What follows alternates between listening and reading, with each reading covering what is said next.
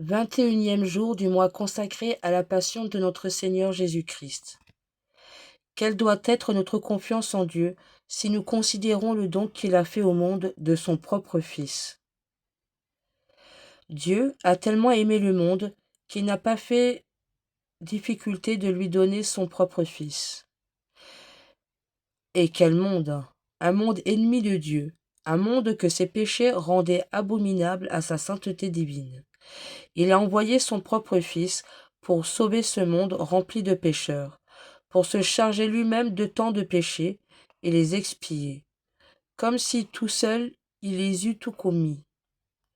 Qu'avons-nous à craindre de la colère de Dieu après qu'il a voulu l'éteindre lui-même dans le sang de son propre Fils? Si nous détestons nos péchés, si nous en faisons pénitence, qu'avons-nous à craindre d'eux après que Jésus-Christ lui-même a bien voulu les expier et daigner au défaut de nos propres mérites, nous appliquer les mérites de son sang précieux? Dieu a voulu que son Fils se fût homme pour avoir une raison en lui d'aimer tous les hommes, qui en eux-mêmes n'ont rien d'aimable à ses yeux. Il aime Jésus-Christ, son Fils unique. Il l'aime infiniment. Il l'aime uniquement.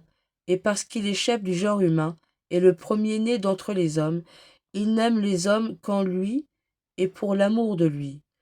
Aussi Dieu nous aime du même amour dont il aime son Fils, du même amour dont il s'aime lui-même, tandis que nous serons unis à Jésus-Christ, comme de faibles membres sont unis à leur chef.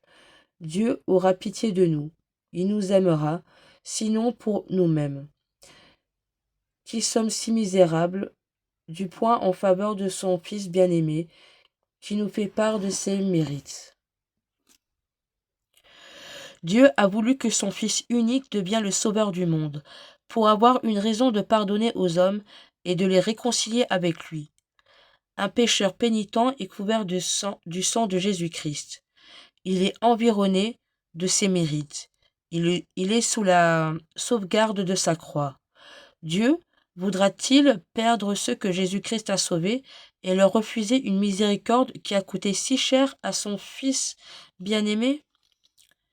Dieu a tellement aimé les hommes que pour les retirer de l'abîme où le péché les avait plongés, il a voulu que la plénitude de sa divinité en Jésus-Christ, homme et Dieu tout ensemble, ce Dieu si jaloux de sa gloire, l'a voulu ainsi que les hommes pécheurs puissent avoir en Jésus-Christ un médiateur et un sauveur digne de lui, afin que ce divin sauveur devint le principe du salut de tous les hommes, la source de leur sainteté et le fondement de toute leur espérance.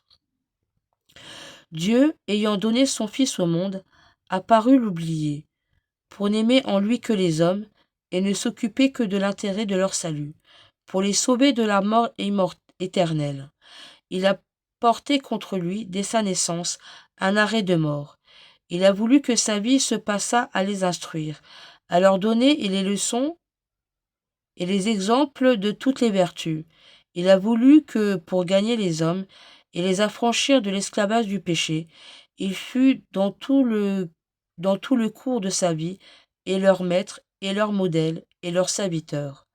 Jette-toi, mon âme, comme la pécheresse Magdeleine, aux pieds de ton Sauveur. Ne crains pas de te jeter entre ses bras, ni à l'exemple de son disciple bien-aimé, qui se repose sur son sein.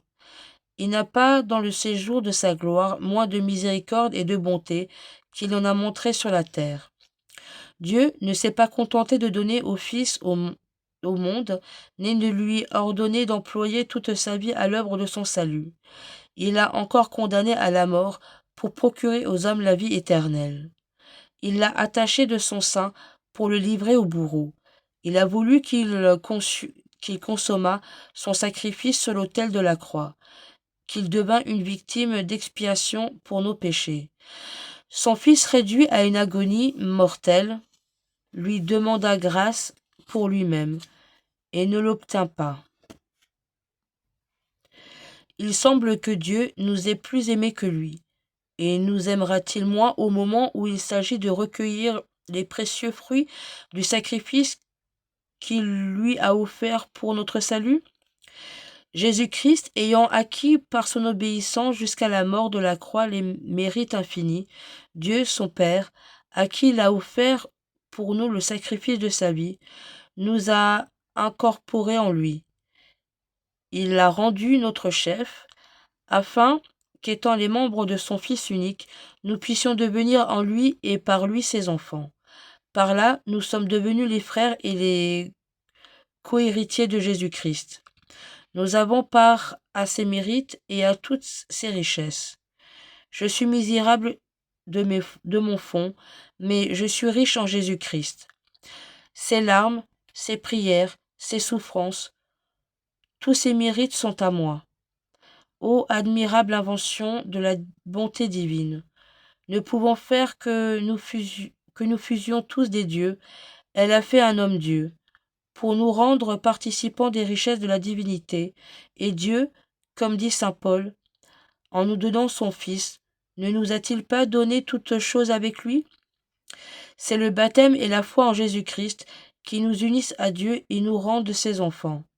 Ce sont les sacrements qui nous incorporent à son Fils bien-aimé. Ô mon âme, puisque j'ai le bonheur d'avoir été appelé à la foi, d'avoir été baptisé dans le sang de Jésus-Christ, puisque je lui appartiens et que je suis associé à ses mérites, je puis dire avec confiance que tout est à moi, que malgré mon indignité, je mérite tout, qu'en Jésus-Christ et par Jésus-Christ, j'obtiendrai toutes choses. Ah, mon Dieu, qui me donnera 1 million de cœurs pour vous aimer comme vous le méritez. Ô mon Dieu, ô Père très aimable et très miséricordieux, qui me donnera 1 million de cœurs pour vous rendre une partie de l'amour que vous m'avez porté en me donnant votre Fils. Vous avez voulu qu'il consacrât toute sa vie au salut des hommes. Durant tout le cours de sa vie, il s'est moins montré leur maître que leur serviteur. Il les recherchait, il les prévenait, il les guérissait de leurs maladies, il multipliait les pains pour les nourrir, il leur lavait les pieds, il les instruisait, il est mort pour eux. Pour eux, il s'est ressuscité et s'est élevé dans les cieux pour y préparer leur place. Il ne les oublie pas dans le lieu de leur exil. Il leur prodigue son sang et ses mérites afin qu'il a mis comme en dépôt dans ses sacrements. Ô prodige de miséricorde et d'amour! Les paroles me manquent, mes pensées se confondent, mon esprit demeure interdit. Ô amour, ô bonté, c'est tout ce que je puis dire. Tant que je vivrai, je ne cesserai d'espérer en vous. Oui, j'espérerai dans la miséricorde de mon Sauveur, quand même j'aurai déjà un pied dans l'enfer. Si Dieu avait voulu me perdre, m'aurait-il incorporé à son Fils? M'aurait-il ordonné l'usage des sacrements dont la vertu est de me transformer en son Fils? En me réprouvant, il réprouverait son propre Fils. En me perdant, il anéantirait sa rédemption et le plus grand ouvrage de sa miséricorde. Non, je ne craindrai rien, tandis que je croirai en lui, que je mettrai ma confiance en lui, que je me tiendrai attaché à sa croix. Non, rien ne me séparera de la charité de Jésus-Christ. Si Dieu ne nous sauve pas pour l'amour de nous, qui ne méritons que les rigueurs de sa justice, il nous sauvera pour l'amour de son Fils qui a porté la peine de nos péchés. Il doit une récompense à l'obéissance qu'il lui a rendue. Or, cette récompense est le salut de ceux qui croient en lui. C'est tout ce qu'il demandait, lorsqu'il lui offrait son sang et sa vie. Dieu ne peut nous perdre sans ruiner l'héritage de son Fils, que son Fils a acquis de son sang, sans affaiblir la vertu de sa croix, sans arracher de son corps adorable les membres qu'il s'est incorporés. Non, notre divin Sauveur ne peut condamner les pécheurs sans faire violence à sa miséricorde. C'est un malheureux père contraint de souscrire à la condamnation de son Fils.